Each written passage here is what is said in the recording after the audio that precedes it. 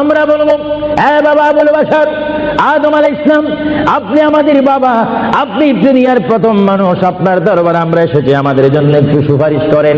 জোরে বলেন, কি করেন? আমাদের জন্য একটু সুপারিশ করেন। আল্লাহর দরবারে কাঁদেন। তিনি বলবে লাস্তু লাস্তু হুনাকুম লাস্তু হুনাকুম। তিনি চোখের পানি ছেড়ে দিবেন আর বলবেন, আমি নিজের জন্য আল্লাহর দরবারে কাঁদতে যে তোমাদের জন্য আমি কিচ্ছু করার নেই। তখন আমরা যাব নূহ আলাইহিস সালামের কাছে।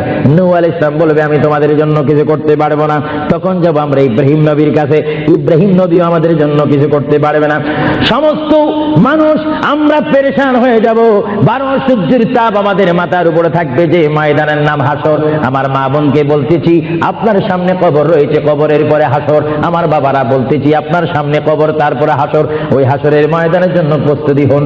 সমস্ত নবীরা বলবে লাস্তু হুনাকুম, আমাদের কোনো ক্ষমতা নাই তোমাদেরকে সুপারিশ করার জন্য। আমরা আল্লাহর দরবারে